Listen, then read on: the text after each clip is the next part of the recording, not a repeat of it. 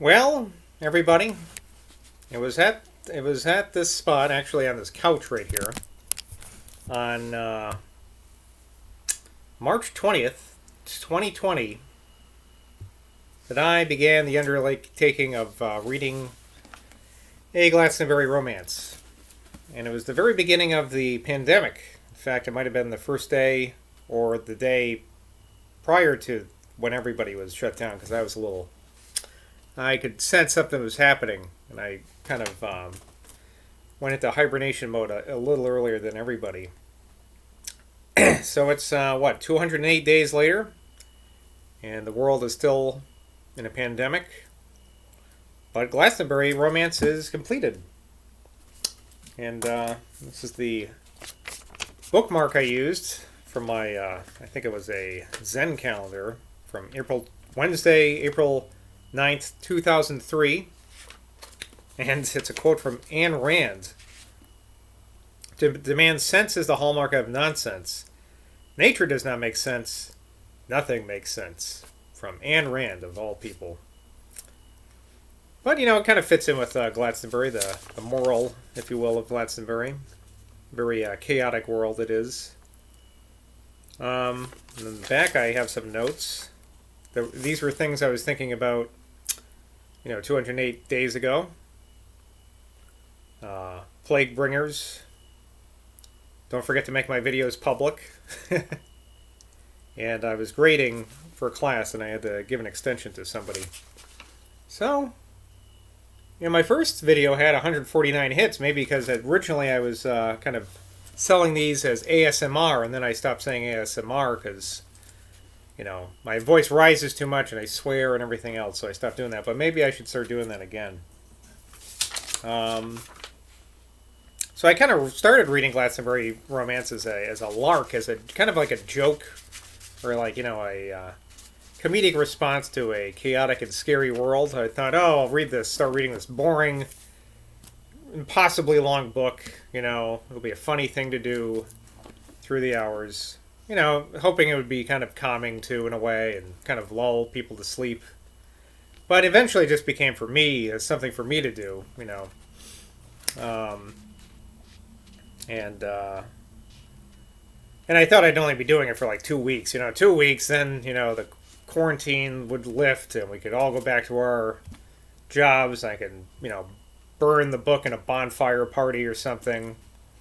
But then as it stretched on, I was like, I'm going to get pretty far into this book before the quarantine's over. I should just keep on reading it even after the quarantine's lifted and the pandemic's over.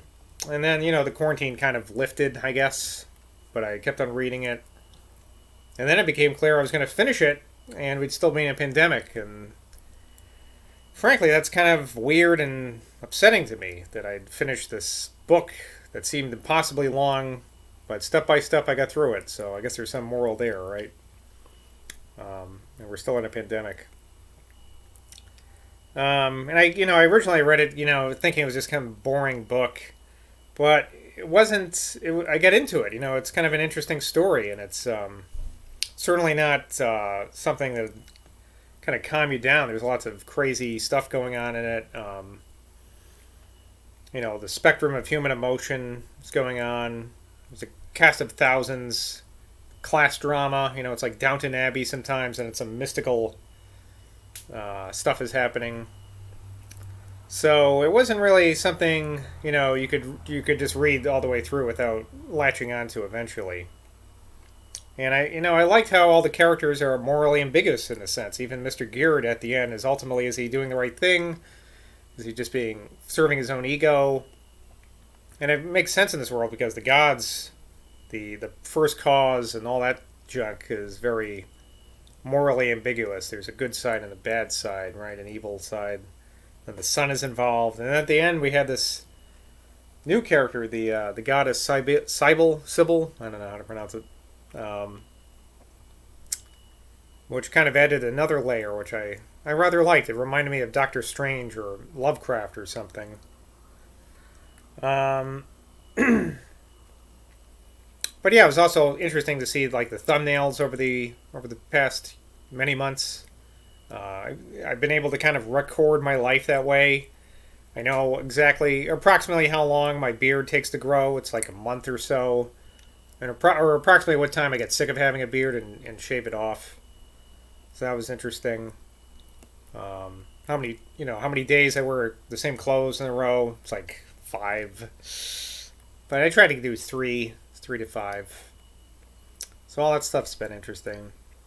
I wanted to read a section that I particularly liked in Glastonbury Romance. This is like halfway through the book or so, which is like one of the mini climaxes before the end of the book. At the pageant. And at the pageant, you'll recall one of my favorite characters, Mr. Owen Evans, who's like this sadist who's obsessed with pain, becomes Jesus in the pageant. And he has this very mystical moment where he's being assaulted by victims of the past. And I didn't really pick one. I didn't look at this beforehand, so I'm just kind of picking a random spot in this section to read, but I did like it, so I'm sure whatever section I'm reading will be fine. Mr. Evans became indeed 3 persons as he hung on his self-imposed cross. One person was his body, another was his soul. He felt his soul, or rather his soul felt itself, to be entirely outside of his body.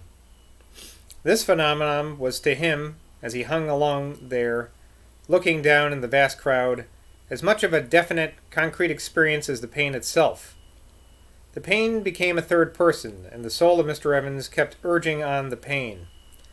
He felt as if that crowd beneath him was the whole human race, and that by the transaction that was now proceeding between these 3 persons, thus suspended in the air above them, this crowd, an immense animal passivity, was in some way recreated, purged, cleansed, transformed. His body, as the pain increased, as his soul deliberately caused the pain to increase, began to overbrim the confines of its human shape. His body projected itself under the pain in great waves of filmy, chemical substance. It flung forth this filmy substance in streams and torrents in a mighty, rushing rain. And then there arrived a moment when Mr. Evans knew that his body was the whole hill, the whole field, nay, the whole wide-stretched landscape. Into this landscape, into this earth bulk that was his body, his soul kept driving the pain, compelling it to bury itself deeper and deeper into this living mass. This continued till his body became more than the mere immediate landscape. It became the whole round earth, swinging on its orbit through space, and above the earth body hung the master spirit of Mr. Evans, still driving the pain on.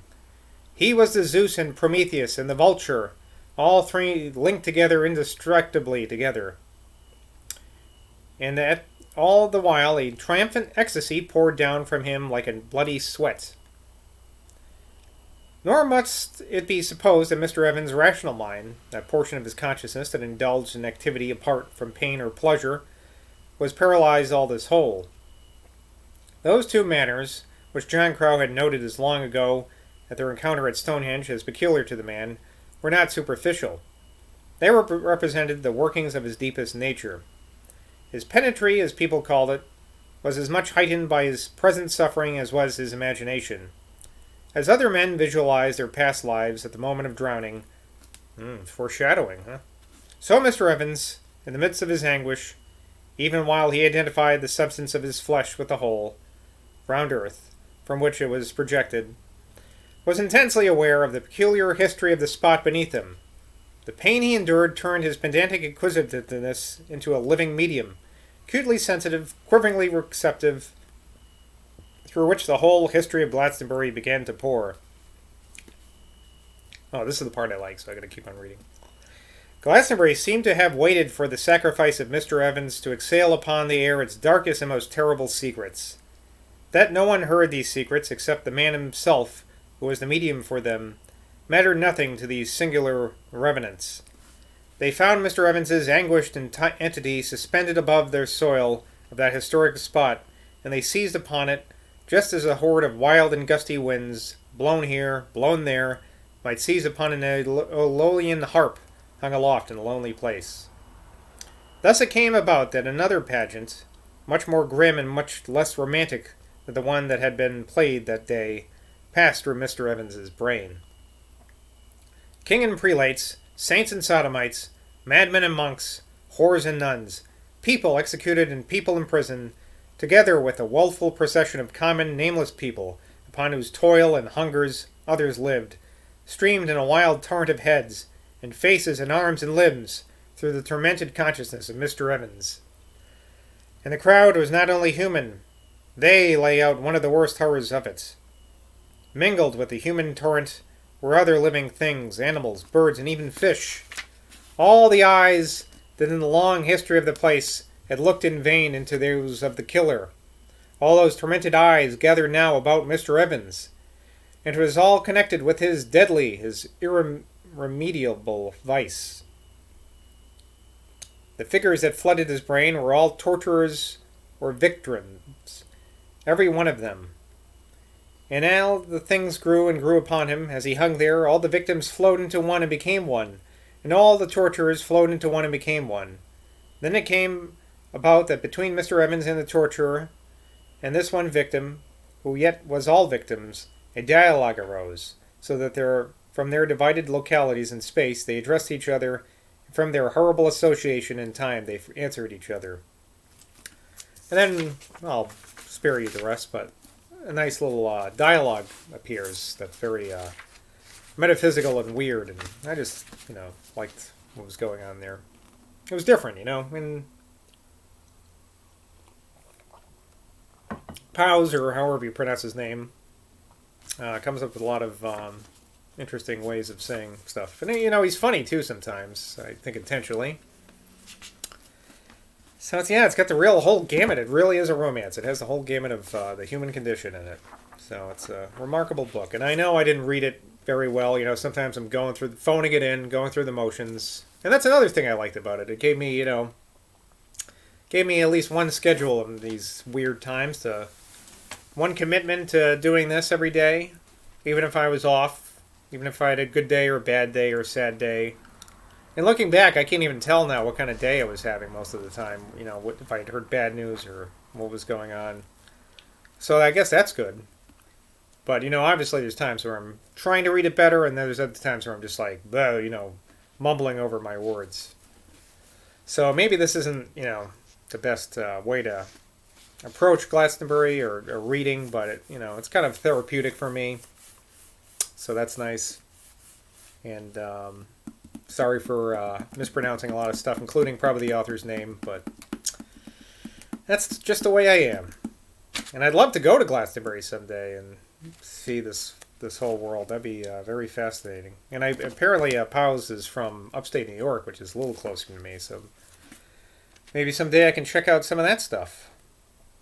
But it was a good book, and sorry to see it go. Honestly, I'm gonna miss some of these characters. I was getting a little choked up near the end there. What happened to John Crow and Crummy and all those people, huh? Guess we'll never know. Or maybe there's a sequel. I don't know. He wrote 1 billion books that are 1,000 pages long, so maybe they appear again. I don't know. But it wasn't. It wasn't a bad way to spend my time.